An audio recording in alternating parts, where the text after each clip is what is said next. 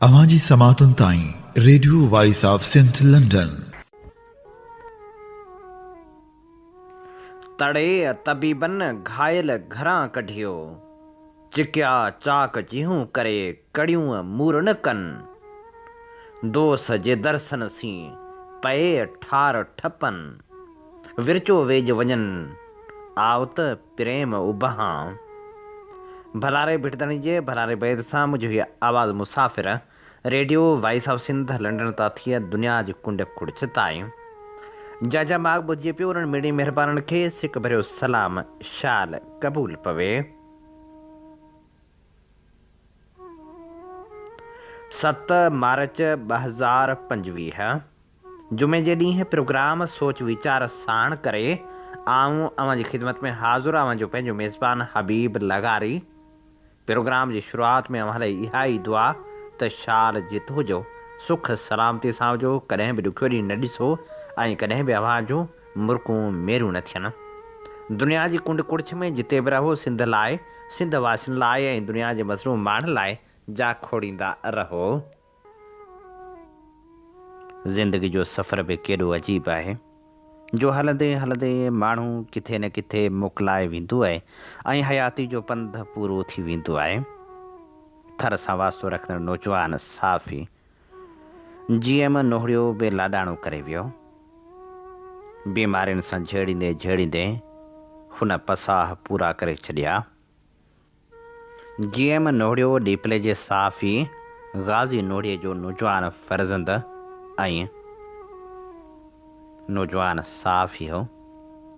GM नोहड़ीअ जी वफ़ात ते मुमताज़ अली लंजू लिखियो, ज़िंदगी केॾी न मुख़्तसर ऐं बेबका आहे जो कॾहिं कॾहिं माण्हू जीअ भरे मुर्की बि नाहे वठंदो ऐं बेरहम मौत इंसान खे पंहिंजे आगोश में उछले हमेशह लाइ अब्दी निंड सुम्हारे छॾींदो आहे। जीएम जे अखियुनि में अनेक सपना सावण रुत जे ककरनि जियां छायल हुआ, जेके अञा जीजल जे अङण ते उतर जे गंगोर घटाउनि जियां वसणा हुआ ऐं ममता उन्हनि सपननि जी साभिया लाइ हर रोज़ निमा शाम वेले घर जी कुंड में सिहतियाबी लाइ दुआ जा हथ खणंदी हुई।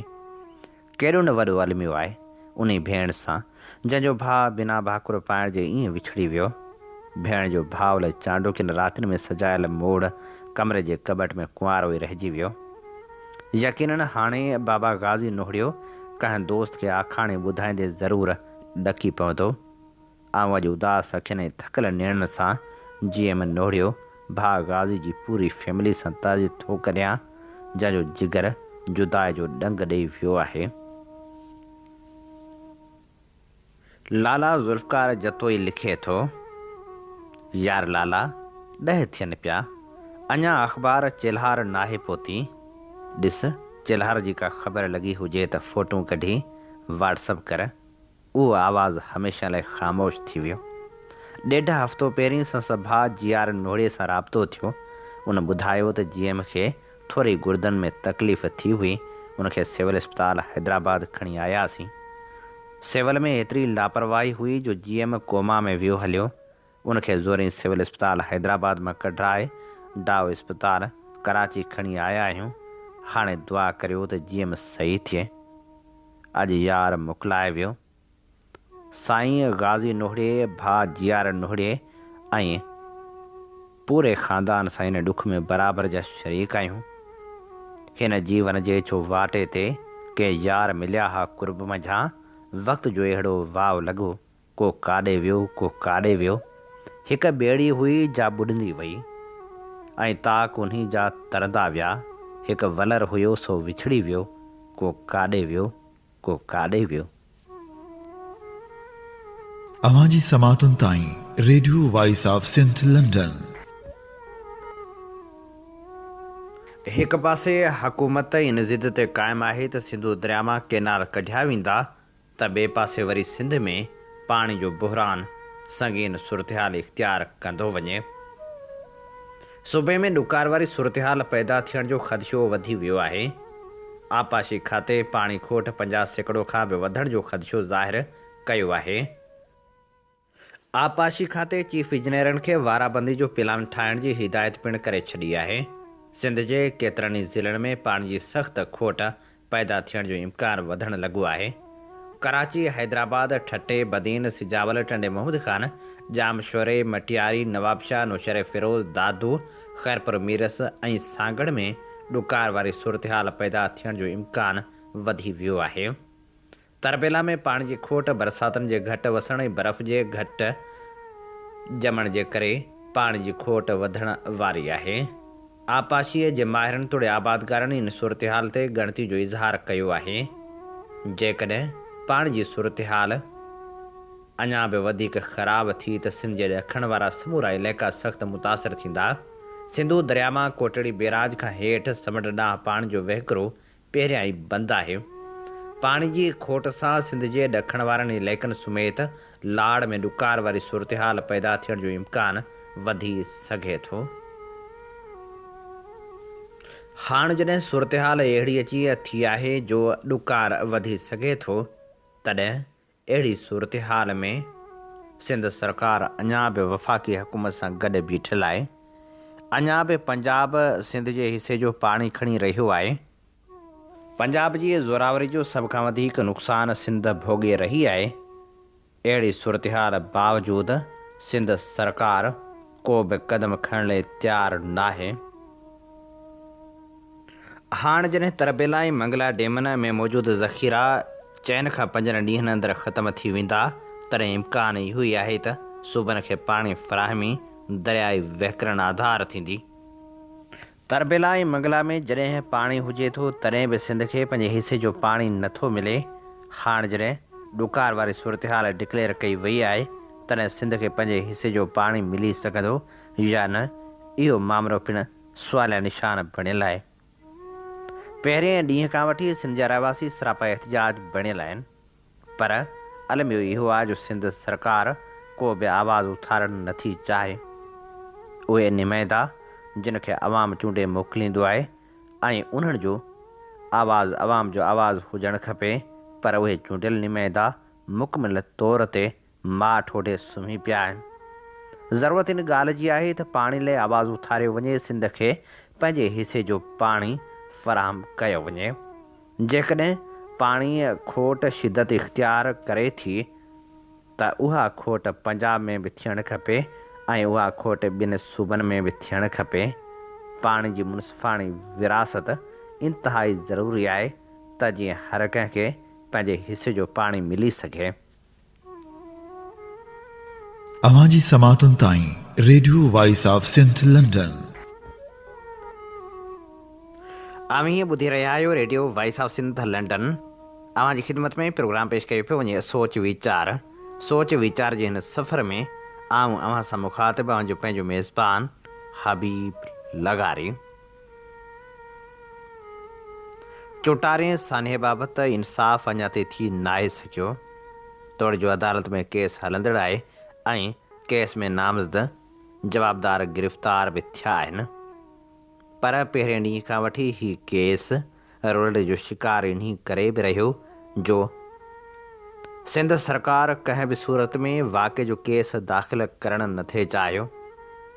4 ॾींहंनि ताईं जारी रहंदड़ एहतिजाज आख़िर में इन ॻाल्हि ते वञी पुॼाणी ते पहुतो जो पुलिस ऐं हुकूमत चाहियो थे जो पीपल्स पार्टी जे अॻुवाण जो नालो न अचे ऐं पोइ अलाउद्दीन जे नाले खां सवाइ केस दाख़िल कयो वियो।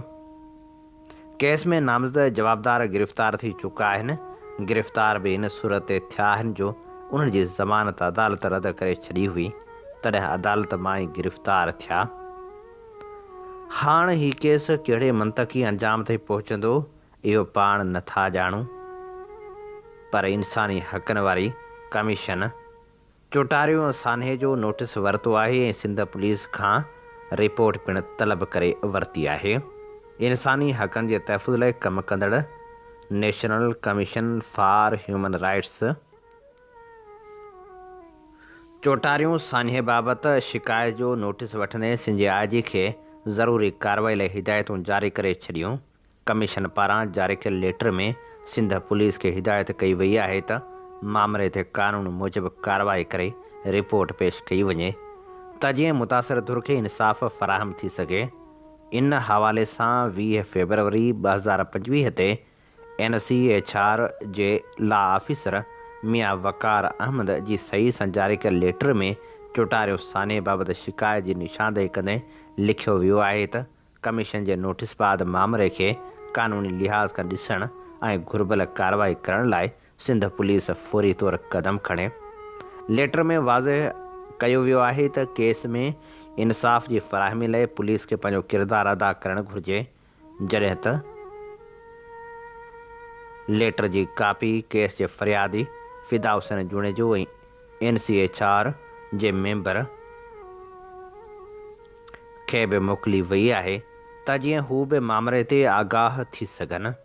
मुतासिर धुर इंसानी हक़नि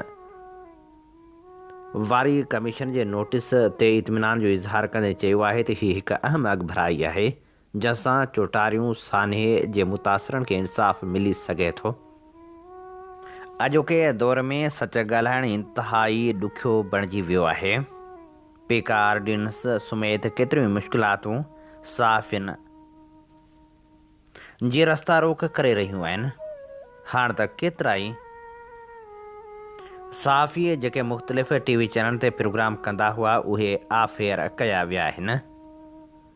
3 मार्च सूमर जे ॾींहुं पाकिस्तान जे ख़ानगी चैनल ARY न्यूज़ ते prime time program off the record नशर थियो त रिवायत जे उबतड़ प्रोग्राम जे एंकर काशिफ़ अब्बासी न पर चैनल जो हिकु ॿियो एंकर अशफ़ाक़ सते स्क्रीन ते नज़र आयो। न रुॻो एतिरो पर प्रोग्राम जी पुॼाणी ते 21 जनवरी जे प्रोग्राम ऑफ द रिकॉर्ड जी माफ़ी पिणु घुरी वई ऐं काशिफ़ अब्बासी जे बयान जो ऐलान कयो वियो। अशफ़ाक़ सते चयो त अॻूणो प्रोग्राम जेको 21 जनवरी 2025 ते नशर थियो हो, जंहिंमें मेज़बान प्रोग्राम जी शुरूआति में पंहिंजी ज़ाती राय ॾिनी हुई जंहिंजो इदारे सां को बि तालुक़ु नाहे। उन जे बावजूदि जेकॾहिं कंहिंजी दिलि आज़ारी थी आहे त उन लाइ इदारो माफ़ी घुरे थो। न रुॻो काशिफ़ अब्बासी पर सुनो न्यूज़ जे एंकर हबीब अकरम ऐं समा TV जे सीनियर सहाफ़ी तलत हुसैन खे बि ॿाहिरि कढियो वियो आहे। BBC सां ॻाल्हाईंदे तलत हुसैन तस्दीक कई त खेसि ऑफ एयर न वरितो वियो पर हूअ ज़ाती सबबनि जे करे प्रोग्राम न पियो करे। हुन वधीक चयो त मुंहिंजे लाइ इहो चवणु बिल्कुलु आसान हो त मां असल में ऑफ एयर थी चुको आहियां, उन सां तव्हांखे फौरी शोहरत मिले थी। ॿिए पासे सुनो न्यूज़ तां ऑफ एयर थींदड़ एंकर हबीब अकरम तस्दीक कई त हू ऑफ एयर आहे, पर हुन इन हवाले सां वधीक तफ़सील ॾियण खां इनकार कयो। जॾहिं सुनो न्यूज़ जी इंतिज़ामिया जो मौक़िफ़ वठण जी कोशिशि कई वई त हुन को बि जवाबु न ॾिनो। नामियारो सहाफ़ी ऐं एंकर हामिद मीर जेको इमरान ख़ान जे दौर में ऑफ एयर हो, उन हवाले सां संसद चवणु हो त जॾहिं रियासती इदारा सिधो सो एक्शन नथा वठी सघनि त तव्हांखे ऑफ एयर करे छॾींदा आहिनि। उन्हनि रियासती इदारनि खे पेमेरा ज़रिए कार्रवाई करणु घुरिजे। इलेक्ट्रॉनिक मीडिया में अक्सर मालिक उहे आहिनि जिन खे पंहिंजे कारोबार जा ख़दशा आहिनि। हाणे ब्लैक मेलिंग या दबाव सिधो सो सहाफ़ियुनि ते न आहे, पर हाणे मालिकनि खे संदन कारोबार जे हवाले सां ब्लैक मेल कयो पियो वञे। अवांजी समातुनि ताईं radio voice of Sindh London. Radio voice of Sindh London तां अवांजी ख़िदमत में प्रोग्राम पेश कयो पियो वञे सोच वीचार में आऊं अवां सां मुखातिब आहियां पंहिंजो मेज़बान हबीब लगारी। सॼी सिंध में बदमनी जी बाहि एतिरी बरी आहे जो उझामण जो नालो ई नथी वठे। बदमनी जी बाहि न उझामी सघण जो वॾे में वॾो सबबु पुलिस जी लापरवाही आहे। पुलिस अमन कराइण बदिरां वसूलियूं करण में मसरूफ़ आहे।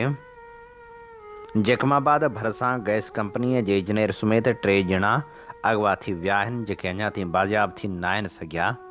ठुल भरिसां B सेक्शन थाणे जी हद नसीर शाख वटां नामालूम हथियार बंदनि हथां शिकारपुर जे सुई गैस जे engineer Abdul Qayyum, technician Zahid Abro, guard Asghar Noonari खे अगवा कयो वियो। जॾहिं त पुलिस पहुती नाकाबंदी बि कई वई पर हथियार बंदि वारदात करे फ़रार थियण में कामयाब थी विया। पुलिस ॿुधायो त सुई गैस जा अमलदार सुई गैस जी पाइप लाइन जी मरम्मत करण लाइ आया हुआ त जिते हथियार बंदनि हथियारनि जे ज़ोर ते खेनि अगवा कयो। जॾहिं त नाकाबंदी पिणु कई वई, पुलिस त चए थी त जल्द मग़विन खे बाज़ियाब करायो वेंदो, पर आख़िरी इतराण ताईं केस बि दाख़िल न थियो हो।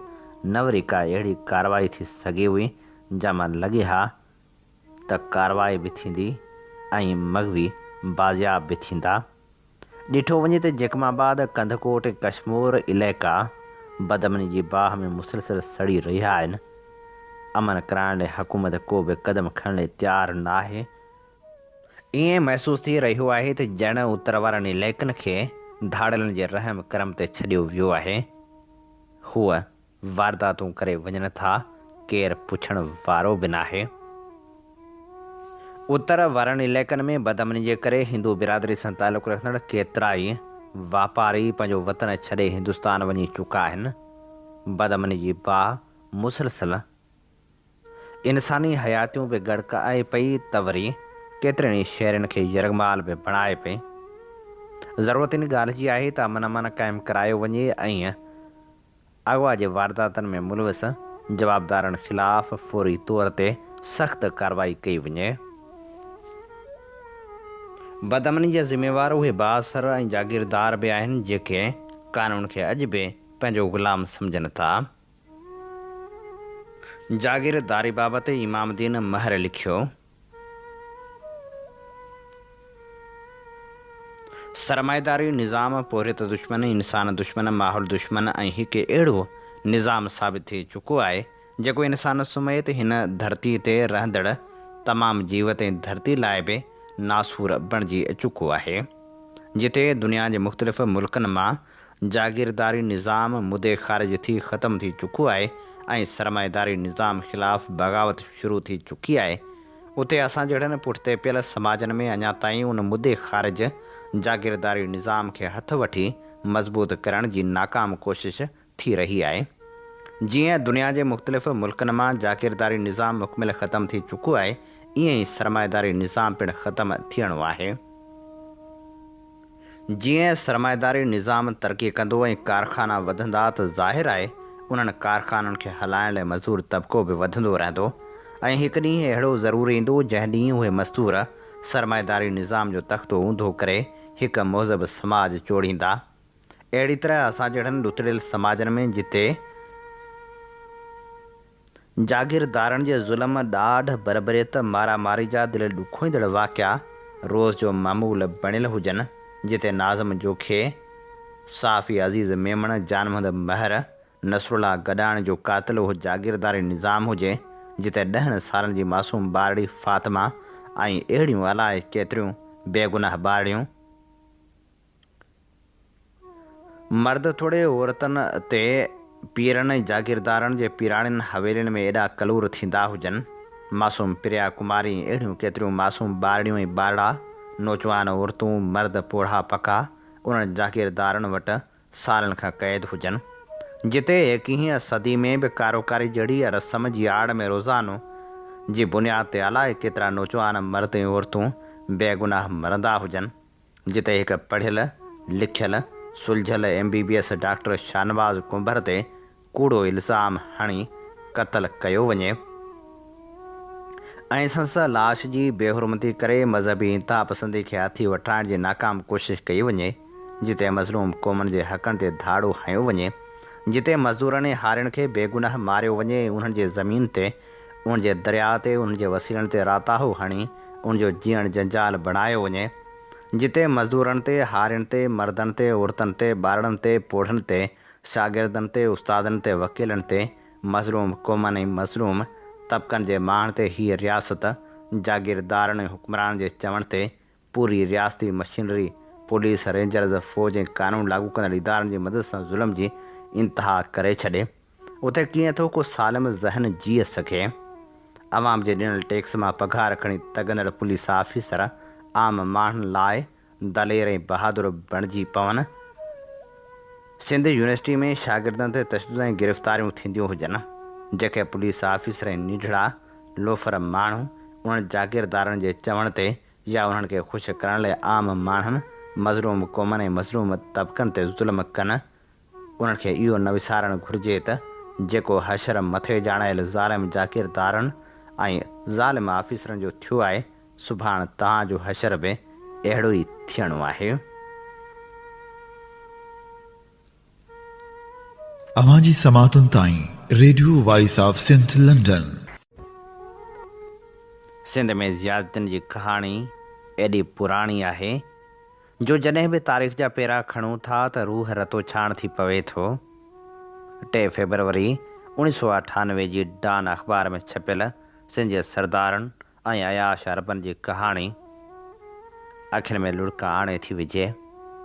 ज़िले बदीनी थरपारकर जे इलाइक़े रहीम की बाज़ार में 14 ऐं 15 दिसंबर 1997 जी सर्द रातियुनि में क़तर जे बादशाह शेख नासिर मक़ामी ॿिनि मासूम नियाणियुनि मस्मात शहनाज़ ऐं नज़ीरा खे तलूर जो गोश्त खाई हवस जो निशानो बणायो, जंहिंजे करे उहे ॿई नियाणियूं क़तरी बादशाह जी कैंप में अंदरि ई मरी वियो ऐं संदन दुन खां हेठि वारो हंधि डॉक्टर बि न ॾिसी सघिया, जेके ज़ख़्मी रतो रत ऐं संदन आंडा बि ॿाहिरि हुआ। क़तर जे बादशाह जे लाइ उहो समूरो प्रोग्राम बदीनी थरपारकर जे उन्हनि वक़्त जे डिप्टी कमिश्नर ऐं मक़ामी वॾेरनि मक़बूल राहिमे ऐं ग़ुलाम राहिमे तरतीब ॾिनो हो। पाकिस्तान जे वॾनि अख़बारनि उन्हनि ख़बरनि खे छापियो। HRCP ऐं मक़ामी NGOs बि घणी घुड़ा कई, पर ओचितो ई ओचितो उन्हनि क़तरी बादशाहनि सिंध जे वॾेरनि जी मार्फत समूरनि जूं ॿोलियूं लॻाए चुप कराए छॾियो। हाणे तोड़े जो इन वाक़े खे 27-28 साल थियण वारा आहिनि, पर हेल ताईं क़तरी बादशाह तरफ़ां खेमे में मासूम नियाणियुनि शहनाज़ ऐं नज़ीरा जे क़त्ल जो तदारुक थी नाहे सघियो। मासूम सिंध जे नियाण जो क़त्ल अॼु बि इंसाफ़ घुरे थो। सिंध वासियुनि खे हाणे ख़बर पई हूंदी त असां सिंध जे सरदारनि ऐं वॾेरनि खे बुरो छो था सॾियूं। इन्ही वाक़े खां अॻु ज़िले ठठे जी सामूंडी पट्टी में पिणु अहिड़े साॻे वाक़े में आमी फापी नाले मासूम नियाणियूं अरब शहज़ादनि जे ख़ीमे अंदरि मरी चुकियो। जंहिं वाक़े खां पिणु सॼी सिंध चङी रीति वाक़ुफ़ु आहे। हाणे बि सिंध जे काफ़ी शहरनि में उन्हनि अरबनि जूं कैंपूं लॻी चुकियूं आहिनि। यकीनन वरी का शहनाज़ नज़ीरा आमी फापी ज़ुल्म जो शिकार थींदी। अचो त पाण सिंध वासी सिंधी नंगनि तां गैरत करियूं ऐं अरबनि समेत सरदारनि वॾेरनि खे सिंध मां डोड़ाए कढूं।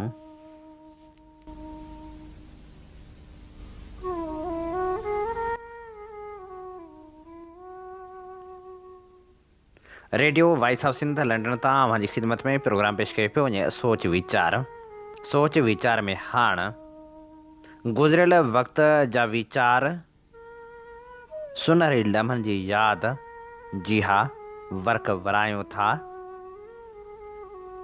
नाम्यारे लेखक आफ़ताब मेमण जी जीवन कथा जा आत्मकथा जीवन सफ़र जी अॼु असीं अव्हां जी ख़िदमत में पेश करियूं था 8वीं किस्त। लाला अब्दुल कादर SSCO जो सरगर्म कारकुन हो, पर उन जे पॉलिसियुनि सां इख़्तिलाफ़ थींदे हुन 1969 में सिंध आज़ाद स्टूडेंट्स फेडरेशन ठाही ऐं उनजो चेयरमैन थियो। ॿिए पासे अज़ीज़ मेमण मारवाड़ा स्टूडेंट्स फेडरेशन जे क़याम जो ऐलान कयो। ॿई जमातूं ज़ुल्फ़कार अली भुट्टो ऐं पीपल्स पार्टी जे प्रोग्राम सां मुतफ़िक़ हुयूं ऐं संदन सिंध में मज़बूत असर विझी सहकार करण जे हक़ में हुयूं। ईअं ॿई स्टूडेंट्स फेडरेशन अॻिते हली पाण में हिकु थियूं, जंहिंमें लाला अब्दुल कादर सिंध आज़ाद मारवाड़ा स्टूडेंट्स फेडरेशन जो सदर ऐं अज़ीज़ मेमण चेयरमैन थियो। उन्हीअ वक़्त ताईं सिंधी शागिर्द तहरीकनि जे नतीजे में जेके अंजमनूं क़ाइमु थियूं उन्हनि में 3 मुख्य ठहराव पास थींदा रहिया। सिंधी ॿोली क़ौमी ॿोली, सिंधी ॿोली खे हर सतह ते क़ौमी ॿोली बणाइणु, 1 यूनिट टोड़णु। 25 मार्च 1969 ते जनरल अयूब ख़ान हुकूमत छॾण जो ऐलान कयो ऐं हुकूमत जो वाॻूं जनरल यहिया ख़ान संभालियो। यहिया ख़ान पाण खे मार्शला एडमिनिस्ट्रेटर मुक़ररु कयो। यहिया ख़ान हुकूमत 4 जुलाई ते नई तालीमी पॉलिसी जो ऐलान कयो, जंहिंमें सिंधी या कंहिं बि सूबाई ऐं इलाइक़ाई ॿोलीअ जी वाध वीज लाइ को बि क़दम न खंयल हुयो। जुलाई 1969 में मुल्क में इलेक्शन कराइण लाइ वोटर लिस्टूं ठाहियूं वियूं जेके फ़क़्ति उर्दू ऐं बंगाली ॿोली में हुयूं। चंद महीननि जे मुसलसिल कोशिशनि, आलमनि, अदीबनि, उस्तादनि, शागिर्दनि तोड़े साफ़ियुनि जे अपीलनि जे बावजूदि न चीफ इलेक्शन कमिश्नर पंहिंजी ॻाल्हि तां मुड़ियो ऐं नई यहिया ख़ान जी हुकूमत क़दम खयों।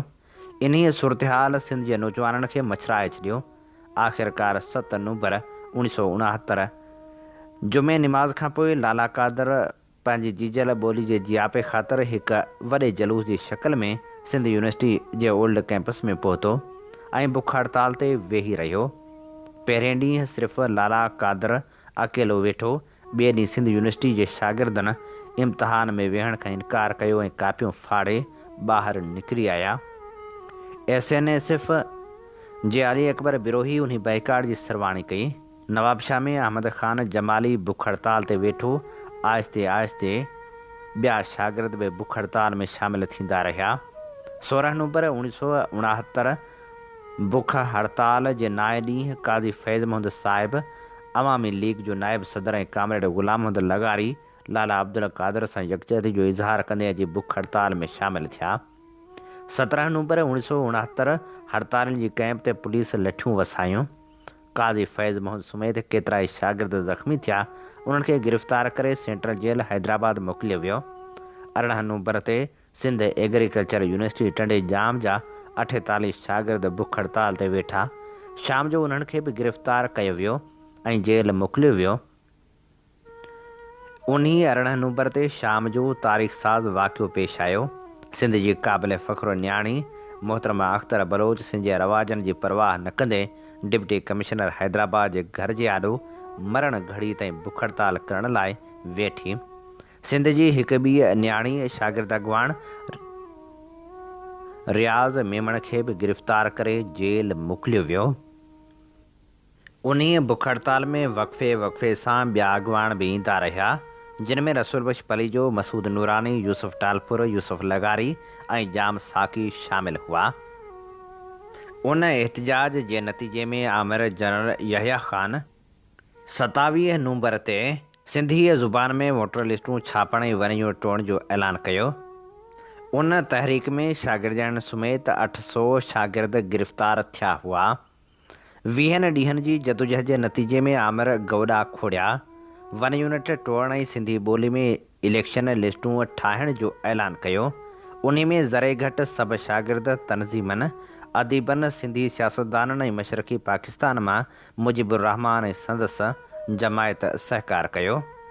1969 जी शुरूआति में साईं GM सैयद सिंध जे बाअसर सियासतदाननि जी हिकु गॾिजाणी सॾु आई।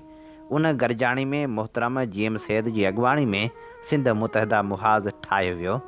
उन्ही कठ में हाफ़िज़ कुरैशी साहिब तक़रीर कंदे ऐलान कयो त 5 ॼणनि मोहम्मद अयूब खोड़ो, पीर अली मोहम्मद राशिदी, काज़ी मोहम्मद अकबर, काज़ी फज़ुल्ला ऐं हैदराबाद जो हाजी ग़ुलाम नबी मेमण इनखे संदन वन यूनिट ठाहिण में सिंध दुश्मन किरदारु अदा करण जे करे कोन खंयो वेंदो। पर वरी ख़बर पई त उन्हनि 5 ॼणनि खे किंझर ते तजवीज़ थियल ॿिए कठ में सॾियो वेंदो। उन ख़बर पवण ते GM सैयद जे हामी शागिर्दनि जिन पहिरियां त SNSF में कॉम्प्रेस ग्रुप ठाहियो, उन्हनि GA सिंध नौजवान मुहाज नाले सां तनज़ीम ठाही, जंहिंमें यूसुफ टालपुर, इकबार तरीन, मौला बख्श आरिसर, शामुद शाह ऐं ॿिया केतिरा ई सरगर्म शागिर्द कारकुन शामिल हुआ। साईं GM सैयद सिंध जी सुजाॻी लाइ हिकु तमामु मज़बूत ऐं सघारो आवाज़ु हुयो। सिंध जा सचा चाहवंद ऐं सियासी तौरु सुजाॻ शागिर्द संदन तमामु घणी इज़त कंदा हुआ। हिकु पासे सैयद साहिब क़ौमपरस्ती जे लाड़े खे मज़बूत कयो त ॿिए पासे शायदि आल सादात कॉन्फ्रेंस संदन ज़हन जी कंहिं कुंड पासे में अटकियल रहिजी वई जो साईं वरी बि सिंध जे जागीरदार तबिके सां सहमत जे नज़रिए तहत वन यूनिट ठाहिण खे मदद कंदड़ या किरदारु अदा कंदड़नि खे बि गॾु खणी हलण जो ख़्यालु रखियो। इन्हीअ सूरतहाल हिकु पासे मक़बूले जो परड़ो ज़ुल्फ़कार अली भुट्टो ऐं संदसि ताज़े ठहियल जमायत PP जे हक़ में झुकायो त ॿिए पासे सैयद साहिब जे नज़रियाती पोइ लॻनि ते नज़र तोड़े गिरफ़्त कमज़ोर थी। 1969 ऐं 1971 जे दौरान मुल्क जे सियासी हालतुनि में काफ़ी ॾफेर आयो। 1970 में मुल्क में इलेक्शन थिया। मुजिबुर रहमान क़ौमी असेंबली में अक्सरियत हासिल कई, पर खेसि इक़्तिदार न ॾिनो वियो, जंहिंजो बज़ाहिर सबबु संसद अगरतला जे पाकिस्तान मुख़ालिफ़ साज़िश ॾांहुं मनसूब कयो वियो। Martial administrator Yahya Khan 1 unit तोड़ण जो ऐलान कयो।